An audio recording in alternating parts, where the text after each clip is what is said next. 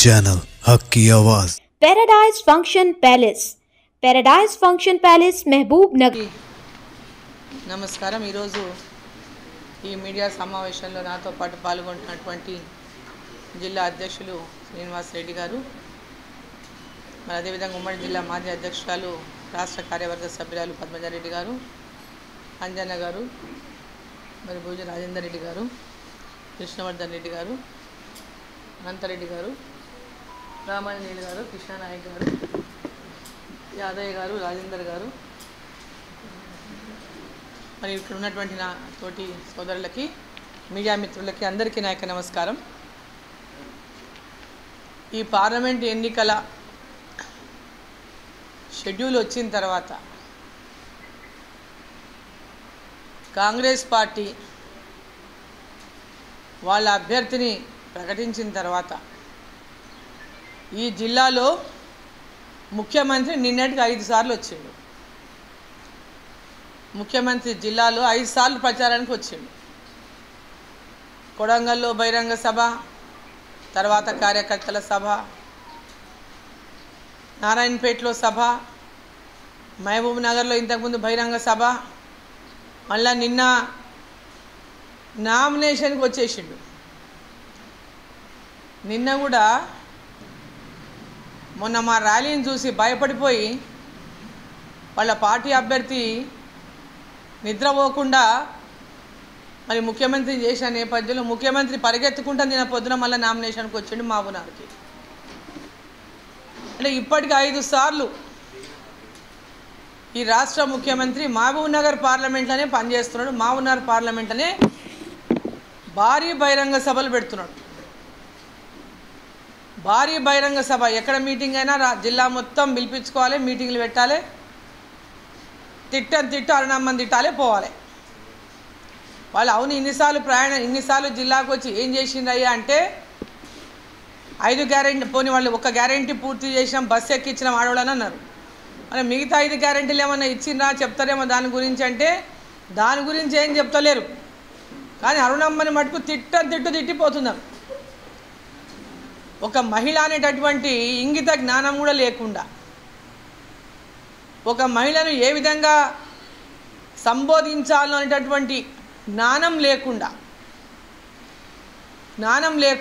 ఒక మహిళ ఈ జిల్లాలో ప్రజల కోసం పనిచేసి ప్రజల మధ్యలో ఆదరణ పొంది ప్రజల యొక్క విశ్వాసాన్ని పొంది ఈరోజు పాలమూరు ఉమ్మడి జిల్లాలో ప్రజలకందరికీ ఒక సుపరిచితురాలైనటువంటి డికే అరుణమ్మగా ఈరోజు మహబూబ్ నగర్ పార్లమెంటు నుంచి భారతీయ జనతా పార్టీ నరేంద్ర మోదీ గారి ఆశీస్సులతో ఇక్కడ నేను పోటీలో ఉన్న పార్లమెంట్ ఎన్నికకు వాళ్ళకి ఈరోజు అప్పటి నుంచి ఇప్పటిదాకా జీర్ణం అయితే లేదు। ముప్పేట దాడి చేస్తున్నారు, మొత్తం వచ్చి ముప్పేట దాడి రోజు అరుణమ్మ మీదనే। వాళ్ళు మాట్లాడిన భాష మనం ఒకసారి చూస్తే కనుక ఏం మాట్లాడుతున్నారు, వాళ్ళు సోయి ఉండి మాట్లాడుతున్నారా, సోయి తప్పి మాట్లాడుతున్నారా? ఒక్క ఆడపిల్లని ఓడియనికే ఇంతమంది రాక్షసుల్లాగా రాబందుల్లాగా రోజు నోటికి వచ్చినటువంటి మాటలతో మాట్లాడి ఆమెను ఆవేదనకు గురి చేసి మనసు గాయపరిచి ఆమెను ఎన్నికల పోటీలో మనోధైర్యాన్ని తగ్గించాలనేటటువంటి ఉద్దేశంతో రోజు మాట్లాడుతున్నారు। ఎక్కడోడక్కడ మాట్లాడుతూ ఉంటే ఒక ముఖ్యమంత్రి అయినోడు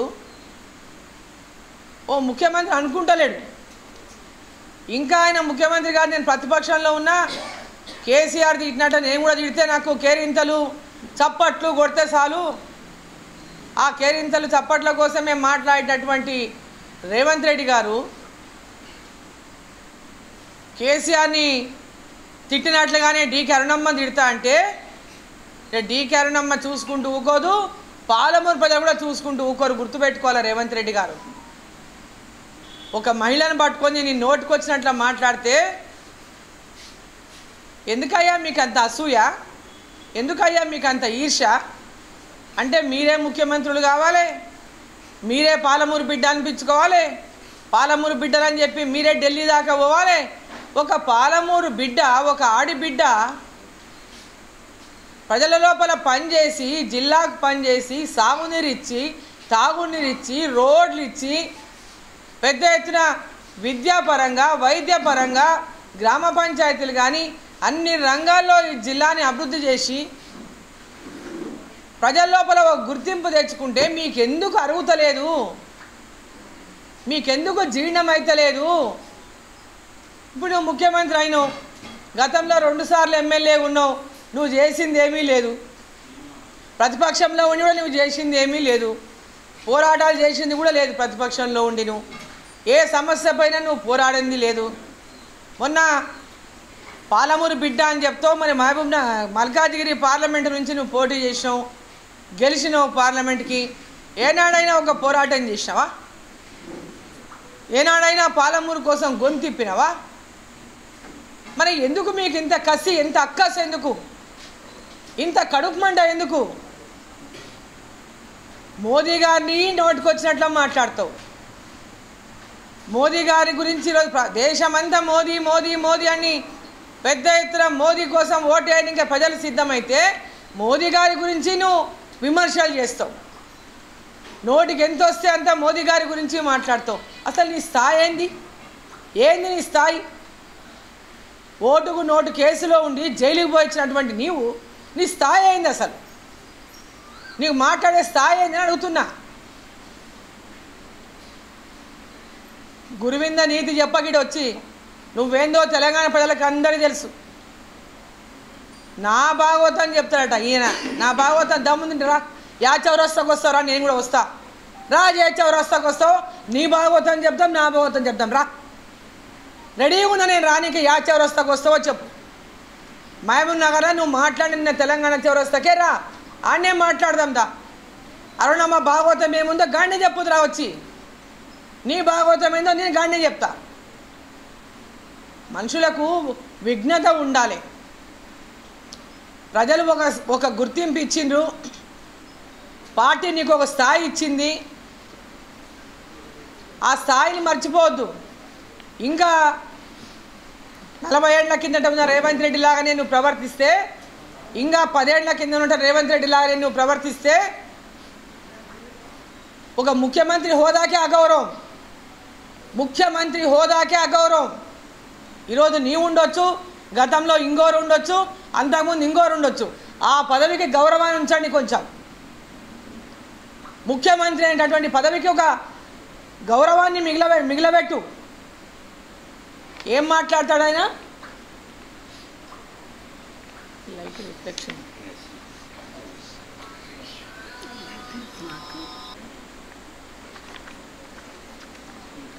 నిన్న ఆయన ఇంకా అనుకున్నా ఏదో 5 సార్లు అన్నారు, ఇప్పటికైనా భాష మార్చుకుంటారేమో అని. వాళ్ళకి ఏమైనా చేసేది ఉంటే కదా చెప్పనీకే.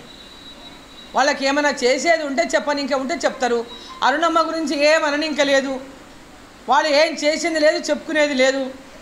ఏం చేస్తారో కూడా ప్రజలకు నమ్మకం లేదు. వాళ్ళకి ఏం చేస్తారో కూడా చెప్పేటటువంటి విశ్వాసం ప్రజల వీళ్ళ పైన లేదు. కాబట్టి పొద్దున్న నోటికి వచ్చినట్ల ఈడ మాట్లాడతారు.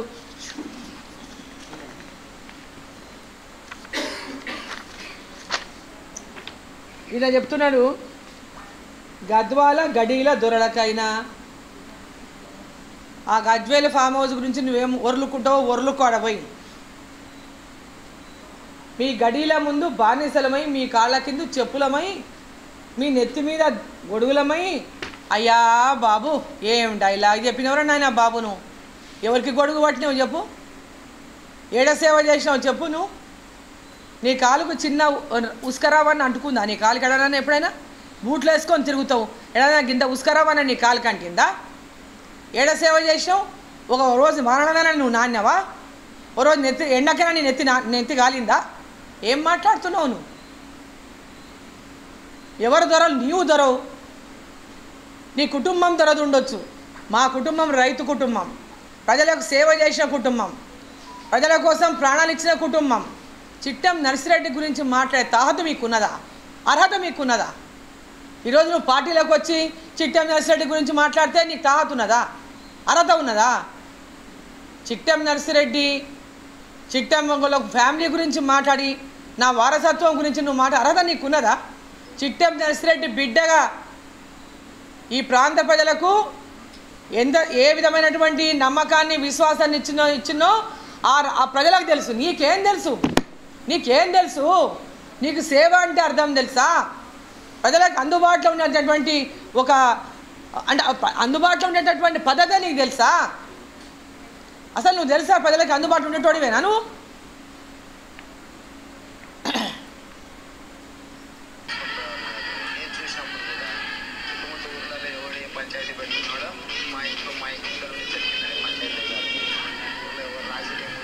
ఆయనే చెప్పిండు, తన గురించి చెప్పుకున్నాడు. ఆయన్ని ఊర్లో ఎవరు పంచాయతీ చేసినా వాళ్ళ చెట్టు కిందనే కూర్చొని పంచాయతీ చేయాలంట. వాళ్ళ ఇంటి ముందరకి వెళ్ళి చెప్పులు తీసుకొని చేతిలో పట్టుకొని పోవాలంట. మరి దొరలేక ఎవరు చేసిండు? ఆయన చేసిండా? ఆయన చరిత్ర చెప్పుకుంటున్నాడు ఆయన ముఖ్యమంత్రి గారు. ఆ వీడియో చూడండి మీరు ఒకసారి, ఆయన చెప్పిన వీడియోని.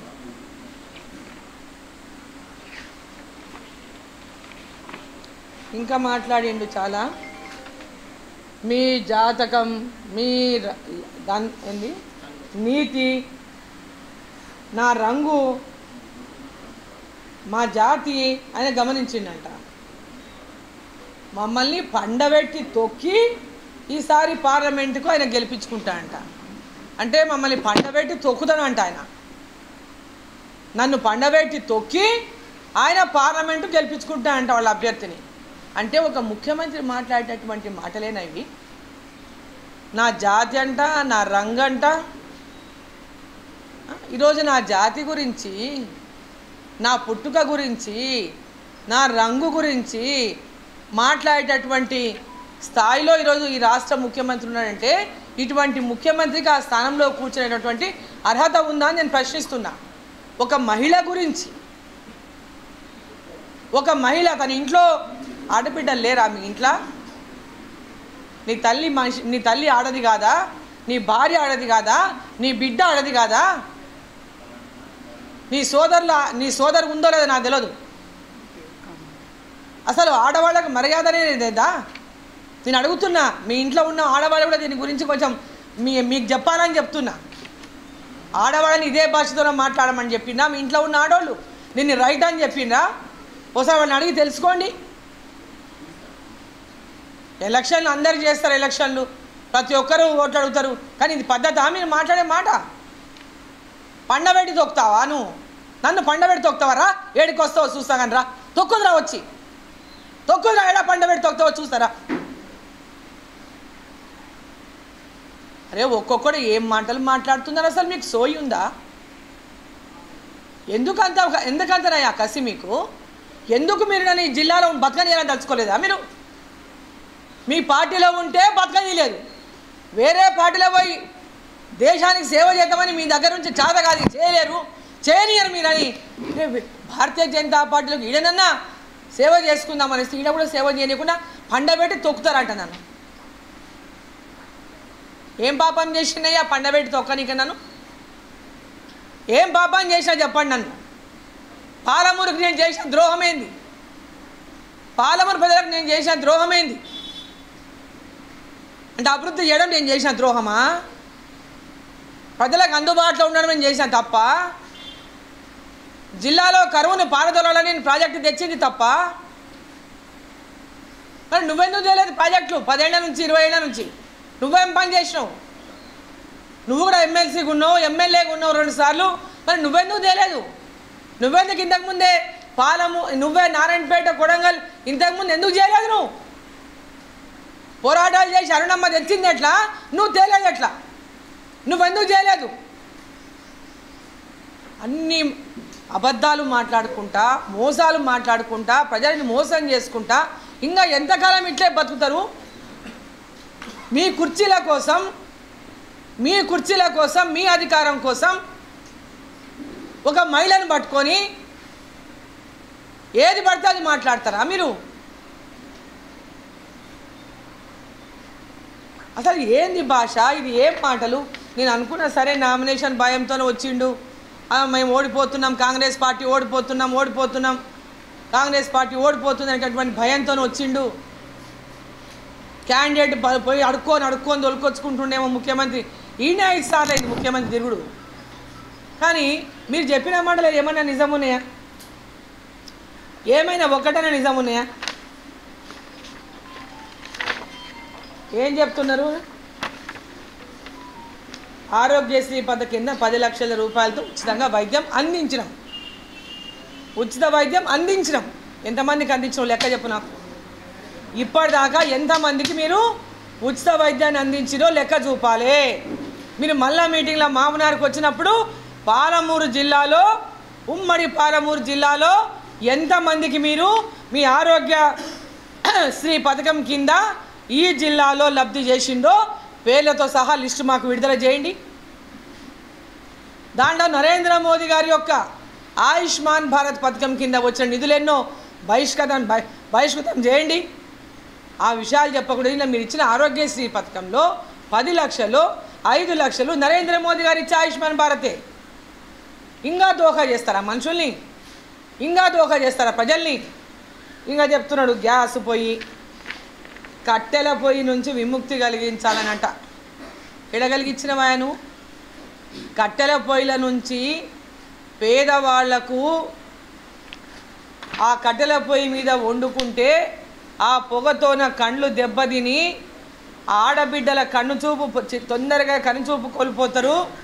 ఆ పొగ పీల్చి ఊపిరితిత్తులో దెబ్బతిని చిన్న వయసులో ఆరోగ్యం దెబ్బతిని అనారోగ్యానికి గురవుతుందనేటటువంటి దీంతోన దేశవ్యాప్తంగా ఉన్నటువంటి పేద మహిళలకు ఉజ్వల గ్యాస్ కనెక్షన్లు ఉచితంగా నరేంద్ర మోదీ ఇచ్చిండు. నువ్వు ఇచ్చినేమయ్యా చెప్పు. ఎన్ని ఇచ్చినావు నువ్వు కనెక్షన్లు?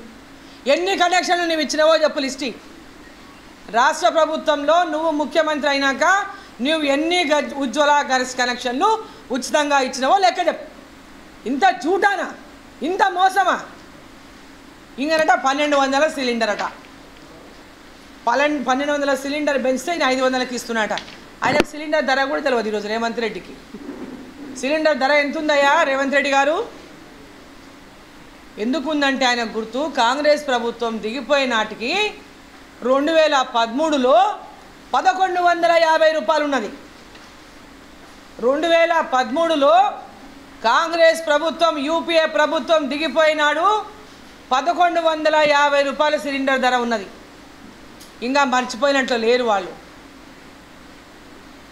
ఈరోజు దేశంలో కరోనా వచ్చి ఆర్థిక సంక్షోభం ప్రపంచమంతా అల్లాడుతుంటే ఈ ఆర్థిక సంక్షోభంలో కూడా ప్రతి దగ్గర 10 రూపాయల వస్తువు 20 రూపాయలు అయిపోయినా కూడా మన దేశంలో ఉన్నటువంటి ఆడబిడ్డలకు గృహిణులకు ఇబ్బందిగా రాదని గ్యాస్ రేటు పెరిగినా బయటికి వెళ్ళి గ్యాస్ మనం కిందికి దిగుమతి చేసుకుంటాం. బయట దేశాల్లో యుద్ధాలై రేట్లు పెంచితే ఈరోజు రేట్లు పెంచవలసినటువంటి పరిస్థితుల్లో వాటికి పెంచిన రేట్లకు సబ్సిడీ అందజేస్తూ ఉన్నారు నరేంద్ర మోదీ గారు. గ్యాస్ ధరలు తగ్గించి ఈరోజు 875 రూపాయలకు సిలిండర్ ధర, 875 రూపాయల సిలిండర్ని 300 రూపాయలు 350 రూపాయలు ఈరోజు ఉజ్వల గ్యాస్ కనెక్షన్లు తీసుకున్న మహిళలకు 350 రూపాయల దగ్గర ఈరోజు కేంద్ర ప్రభుత్వం నరేంద్ర మోదీ గారి వల్ల సబ్సిడీ అందజేస్తూ ఉన్నారు. ఈరోజు ఉజ్వల గ్యాస్ కింద మహిళలకు అందుతున్నటువంటి గ్యాస్ రేటు 528 రూపాయలు. 528 రూపాయల్లో నువ్వు 500కే సిలిండర్ అని చెప్తున్నావు. 500కే సిలిండర్కు 350 రూపాయలు నరేంద్ర మోదీ గారు అందిస్తుంటే నీవిచ్చేది 28 రూపాయలే. 28 రూపాయలే. ఇప్పటిదాకా ఏ ఒక్కరికైనా 500 రూపాయల సిలిండర్కి నీవు ఇంతవరకు అందజేయలే. ఇయ్యకముందే 28 రూపాయలు నీకు ఇప్పటిదాకా ఇచ్చింది లేదు. 500 సిలిండర్ మీరు ఇప్పటిదాకా మార్కెట్లో ఇచ్చింది లేదు ఏ మహిళకు కూడా. కానీ అబద్ధాలు చెప్తున్నారు ఇచ్చేసినామని. ఇంతకంటే మోసం ఇంకేమైనా ఉందా? దాని గురించి మాట్లాడండి. అరుణమ్మ గురించి ఏం మాట్లాడతారు మీరు? మీరు ఇచ్చిన హామీల గురించి మాట్లాడండి. 2500 రూపాయలు ప్రతి మహిళకు ఇంటికి నెలకు 2500 ఇస్తామన్నారు. ఒక్క మహిళకైనా ఇచ్చిండ్రా? దాని గురించి మాట్లాడండి మీరు. రైతు రుణమాఫీ 2 లక్షలు చేస్తామన్నారు. ఇప్పటిదాకా ఒక్క రైతుకైనా ఇచ్చిండ్రా? దాని గురించి మాట్లాడండి మీరు. 15,000 రూపాయలు రైతు బంధు అన్నారు. ఆగస్టు 15 నుంచి ఇస్తాను అబద్ధాలు చెప్తున్నావు, మోసం చేస్తున్నావు రైతులని ఓట్ల కోసం, పచ్చి జూటాలు చెప్తున్నావు నువ్వు. రైతు బంధు 15,000 రూపాయలు ఆగస్టు 15 నుంచి ఇస్తారంట. ఇయ్యకుంటే నిన్నేం చేయాలో చెప్పు. ఇయ్యకుంటే రాజీనామా చేయడానికి సిద్ధంగా ఉన్నావా? 15 ఆగస్టుకు నువ్వు కనుక రైతు బంధు రైతుల అకౌంట్లలో వేయకుంటే నువ్వు రాజీనామాకు సిద్ధమా? ఈరోజు ఆ ప్రమాణం చేయి. ఎక్కడ ప్రమాణం చేస్తావు? ఇచ్చి పచ్చి అబద్ధాలు చెప్పడం మానేయి మిస్టర్ రేవంత్ రెడ్డి. పచ్చి జూటా మాటలు చెప్పడం మానేయి. ఇక చెప్తున్నాడు సర్పంచ్ ఎలక్షన్లు అంట, లోకల్ బాడీ ఎలక్షన్లు అంట. అంటే ఈ ఓట్ల కోసం లోకల్ బాడీస్లో పోటీ జరిగిన వాళ్ళకు భయం పెట్టనికే నువ్వు ఆడే నాటకంలో భాగం స్థానిక సంస్థల ఎలక్షన్లు ఎంబడే పెడతా అని చెప్పి జూటా మాటలు మాట్లాడుతున్నావు. నువ్వు పెట్టకుండా నేనేం చేయాలని చెప్పు. స్థానిక సంస్థల ఎన్నికలు నువ్వు కనుక ఎలక్షన్లు అయినా 15 రోజుల్లో పెట్టకుంటే నిన్ను ఏం చేయాలో చెప్పు. రాజీనామాకు సిద్ధమా? రాజీనామాకు సిద్ధమని అడుగుతున్నా. రాజీనామా చేయడానికి సిద్ధమని చెప్పి ప్రమాణం చేయి. మీరు దేవుళ్ళ మీద ప్రమాణాలు చేయకండి. మీకు దేవుళ్ళు అంటే నమ్మకం లేదు. మీ ఫ్యామిలీ మీద ప్రమాణాలు చేయండి. మీ భార్య పిల్లల మీద ప్రమాణం చేయి, అప్పుడు ప్రజలు నమ్ముతారు. భార్య మీ కుటుంబం మీద ప్రమాణాలు చేయండి. మీ దొంగ డ్రామాలు దేవుళ్ళ మీద ప్రమాణాలు చేయకండి. ఎందుకంటే మీకు రాముడు అంటే నమ్మకం లేదు, దేవుడు అంటే నమ్మకం లేదు. ఈడ వచ్చి దొంగ ప్రమాణాలు చేస్తే నమ్మని ఇంకెవరు సిద్ధంగా లేరు. ఇక 30,000 మందికి ఉద్యోగాలు ఇచ్చేసిండట. 30,000 మందికి ఎవరెవరికి ఉద్యోగాలు ఇచ్చామో లిస్ట్. ఆ 30,000 మందిని విలువిడికి ఏడుకని పిలుస్తావు పిలువు. మన మహబూబ్ నగర్ జిల్లాలో ఎంతమందికి నువ్వు ఉద్యోగాలు ఇచ్చినావో ఆ పిల్లలతో మొత్తం పేర్లతో సహా ఊళ్ళతో సహా మాకు ఏం లిస్ట్ ఇవ్వండి. ఈ 30,000 మందిలో ఉమ్మడి పాలమూరు జిల్లాలో ఎంతమందికి ఉద్యోగాలు వచ్చినాయో వాళ్ళ పేర్లు లిస్టుతో సహా మీరు ప్రకటించాలి. ఉట్టి గాలి మాటలు చెప్పొద్దు. ఆ లిస్టు ప్రకటించండి. వాళ్ళ ఫోన్ నెంబర్లు ఏంటి మేము తెలుసుకుంటాం ఉద్యోగం వచ్చిందా లేదా. జూటా మాటలు చెప్పేది కట్టి పెట్టండి. ఇక మక్తల్ నారాయణపేట ఎత్తిపోతల పథకంతో పాటు మెడికల్, ఇంజనీరింగ్, వెటర్నరీ, డిగ్రీ కాలేజీలు ఏర్పాటు చేసి నిరుపేద యువకులకు చదువులకు డబ్బులు ఎడైనాయా బాబు? టెంకాయ కొట్టినవు అంతేను, అయిపోయిందని చెప్తున్నావు. ఎక్కడైనాయి? వీటికన్నిటికి పైసలు ఉన్నాయి నీ దగ్గర? ఉన్నాయి పైసలు నీ దగ్గర? నువ్వే చెప్తున్నావు కదా 7 లక్షల కోట్ల రూపాయల అప్పు పెట్టిండు కేసీఆర్. సంవత్సరానికి 65,000 కోట్లు కట్టాలి. నువ్వు ఇచ్చిన హామీలు నెరవేర్చాలంటేనే 1,80,000 కోట్లు కావాలి. మళ్ళీ ఇవన్నీ ఎడికేలు చేస్తావు? చెప్పాలి కదా నువ్వు ఎడికేలు చేస్తావు. ఎందుకు జూటా మాటలు చెప్పి మోసం చేస్తున్నావు ఓట్ల కోసం? ఓసారి 6 గ్యారెంటీలు అని చెప్పి మోసం చేసి అధికారంలోకి వచ్చింది మీరు. ఈ ఓటు మీ ఓటు కాదు. ఈ ఓటు దేశం కోసం నరేంద్ర మోదీ గారికి వేసినటువంటి ఓటు. ప్రజలు ఎందుకు మోసం చేస్తున్నారు? మళ్ళీ ఒగలేడుపులు, దొంగేడుపులు, ముసలి కన్నీరు ఎందుకు కాలుస్తున్నారు మీరు? నన్ను ఓడగొట్టనికే కుట్ర పన్నుతున్నారు, నన్ను ఓడగొట్టనికే కుట్ర పన్నుతున్నారని ఏడ్చుకుంటూ తిరుగుతున్నావు రేవంత్ రెడ్డి గారు. నువ్వు నిలబడి గెలిచినావు కదా, ముఖ్యమంత్రి అయినావు కదా. ఈ ఎలక్షన్లు పార్లమెంట్ ఎలక్షన్ కదా, నీ ఎలక్షన్ కాదు కదా. నీ బాధ ఏంది? ఈ సీట్ ఓడిపోతే నన్ను దించేస్తారు అంటున్నావు. ఎందుకు ఈ డ్రామా ఆడుతున్నావు? ఎందుకు దించుతారా నిన్ను? నువ్వే చెప్తివి గేట్లు బార్లా తెరిచినా, గేట్లు మొత్తం గేట్లు ఓపెన్ చేసినా బీఆర్ఎస్లోకి వెళ్ళి మొత్తం వచ్చేస్తున్నారు అంటున్నావు. నీకు భరోసా ఎందుకు లేదయ్యా బాబు? ఇంకా నీకు నిన్ను ఎవరు దించుతారు చెప్పండి? ఈ డ్రామాలన్నీ కట్టిపెట్టు, ఈ మొసలి కన్నీరు కట్టిపెట్టు. నిన్ను గెలిపిస్తే ముఖ్యమంత్రి అయినావు. నువ్వు 6 గ్యారెంటీలు ఇస్తే, నిన్ను 6 గ్యారెంటీల మాట ఇస్తే ముఖ్యమంత్రిని చేసిండు. వాటిని నెరవేర్చినాక నువ్వు మళ్ళీ ఓటు అడగాలి. ఈ ఓటు నీ ఓటు కాదు. ఈ ఓటు భారతీయ జనతా పార్టీ కమలం గుర్తుకేసేటటువంటి ఓటు, నరేంద్ర మోదీ గారిని గెలిపించేటటువంటి ఓటు, డీకే అరుణమ్మని గెలిపించేటటువంటి ఓటు. జూటా మాటలు కట్టి పెట్టండి అని చెప్పి నేను హెచ్చరిస్తా ఉన్నా. ఇక పాలమూరుకు 10,000 కోట్లు కేటాయించినట్టు 100 రోజుల్లో. పాలమూరు రంగారెడ్డి పథకానికి 40 టీఎంసీల నీళ్ల కేటాయింపే కాదు 30,000 కోట్లు కేంద్రం నుంచి రాబట్టేందుకు ఇవాళ పార్లమెంట్లో కొట్లాడుతున్నాడంట. కేంద్రం నుంచి నువ్వు కొట్లాడితే వస్తాయి పైసలు? నువ్వు కొట్లాడితే రావు. ఈడ పార్లమెంటులో డీకే అరుణమ్మ గెలిస్తే వస్తాయి పైసలు. కేంద్రం నుంచి పాలమూరు రంగారెడ్డికి మహబూబ్ నగర్లో 7 నియోజకవర్గాలకు నీళ్ళు ఇచ్చడానికి పాలమూరు రంగారెడ్డి ప్రాజెక్టుకు ఇక్కడ డీకే అరుణమ్మ గెలిస్తే కేంద్రం నుంచి నరేంద్ర మోదీ గారి నుంచి పాలమూరు రంగారెడ్డికి నిధులు వస్తాయి. ఎందుకు మోసం చేస్తున్నావు? ఎందుకు మోసం చేస్తున్నావు ప్రజలకు అబద్ధాలు చెప్పి?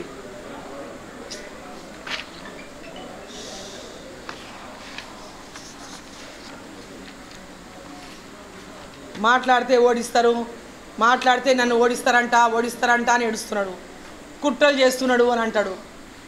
కుట్రలు మీరు చేస్తున్నారు. కుట్రలన్నీ అరుణమ్మ మీద నోటికి వచ్చినటువంటి భాష మాట్లాడుకుంటూ, అవమానకరమైనటువంటి భాష మాట్లాడుకుంటూ ఈరోజు మీరు కుట్రలు చేసుకుంటూ మొత్తం ఏకమైపోయారు కదా మీరంతా.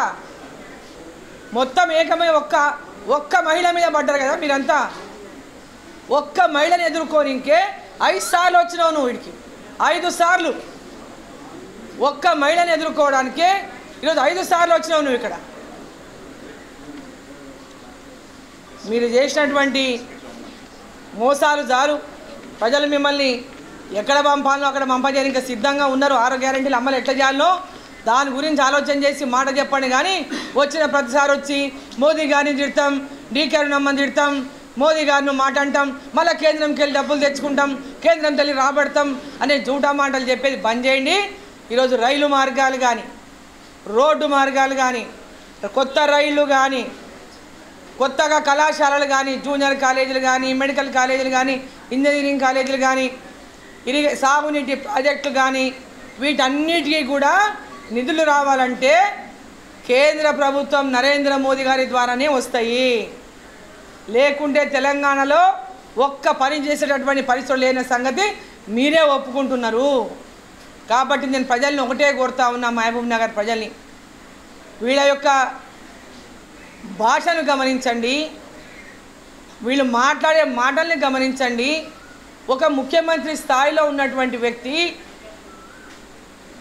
పాలమూరు ఆడబిడ్డ, పాలమూరు ప్రజల కోసం అనేక పోరాటాలు చేసి పాలమూరులో సాగునీరు అందించి, తాగునీరు అందించి, ప్రతి గ్రామంలో అభివృద్ధిని చేసి కాలేజీలు, డిగ్రీ కాలేజీలు, జూనియర్ కాలేజీలు, మెడికల్ కాలేజీ ఇవన్నీ జిల్లాకు తీసుకొచ్చి జిల్లా ప్రజల యొక్క అభివృద్ధి కోసం పనిచేసినటువంటి డీకే అరుణమ్మను మళ్ళీ జిల్లా ప్రజలు పార్లమెంటు గెలిపించాలని, నరేంద్ర మోదీ గారిని గెలిపించాలని, నరేంద్ర మోదీ గారు ప్రధానమంత్రి కావాలని ఈరోజు ప్రజలంతా కోరుకుంటుంటే అది చూసి ఓర్వలేనటువంటి కాంగ్రెస్ పార్టీ నాయకులు నోటికి వచ్చినట్లలా మాట్లాడుతూ ఉంటే మీ పాలమూరు ఆడబిడ్డను మీరందరూ కూడా మీ కడుపులో పెట్టుకొని చూసుకోవాలని చెప్పి నేను కోరుతా ఉన్నా.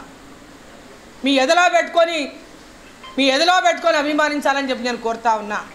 ఈ పాలమూరు యొక్క అభివృద్ధి కోసం డీకే అరుణమ్మని, దేశం కోసం నరేంద్ర మోదీ గారిని గెలిపించి, భారీ మెజార్టీతో గెలిపించి ఈ యొక్క దేశం కోసం, పాలమూరు కోసం మీరందరూ కూడా నాకు అండగా నిలబడాలని చెప్పి సందర్భంగా కోరుతా ఉన్నా.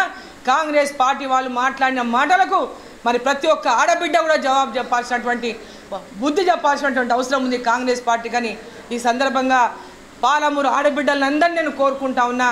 మహబూబ్ నగర్ పార్లమెంటులో ఉన్న ప్రతి మహిళను కోరుకుంటా ఉన్నా. ఈ యొక్క దుర్భాషలను, వాళ్ళు మాట్లాడే మహిళలను చేసేటటువంటి భాషను ఒకసారి ప్రతి ఒక్కరూ గమనించాలి. నన్ను కింద వేసి తొక్కుతానంటే ఒక్కసారి ప్రతి ఆడబిడ్డ ఆలోచించాల్సినటువంటి అవసరం ఉంది. వీళ్ళ గుణము తెలుసుకోవాల్సినటువంటి అవసరం ఉందని చెప్పి ప్రతి ఒక్కరిని చేతులెక్కి నమస్కారం చేసి కోరుకుంటా ఉన్న పాలమూరు ప్రజలందరినీ కూడా ఈరోజు మీ అక్కని, మీ చెల్లెల్ని వాళ్ళు అవమానిస్తూ ఉంటే, ఒక పాలమూరు ఆడబిడ్డను అవమానించి కేవలం ఒక ముఖ్యమంత్రిగా ఉన్నటువంటి ఆయన ఈరోజు అరుణమ్మని చూస్తే అడ్డగోలుగా మాట్లాడుకుంటూ ఇవాళ అడ్డుకోవాలని చూస్తుంటే దయచేసి జిల్లా ప్రజలంతా అర్థం చేసుకోవాలని మరోసారి కోరుకుంటూ కాంగ్రెస్ వాళ్ళని కూడా నేను హెచ్చరిస్తూ ఉన్నా. ముఖ్యమంత్రి గారిని ఈ భాష మానుకోకుంటే, ఈ భాష మార్చుకోకపోతే దానికి తగినటువంటి మూల్యం మీరు చెల్లించక తప్పదని కూడా ఈ సందర్భంగా నేను హెచ్చరిస్తూ ఉన్నా. ఖబర్దార్ ఇంకోసారి ఇటువంటి భాష మాట్లాడితే, నీ ఇంట్లో ఆడబిడ్డలు ఉంటే ఈ భాష ఇంకోసారి నువ్వు మాట్లాడవు. నీ ఇంట్లో కనుక ఆడపడుచులు ఉంటే ఈ భాష నువ్వు ఇంకోసారి మాట్లాడవు. నీ ఇంట్లో ఆడపడుచులు లేకుంటే నువ్వు ఈ భాష మళ్ళీ ఒకసారి మాట్లాడతావు. గుర్తుపెట్టుకో.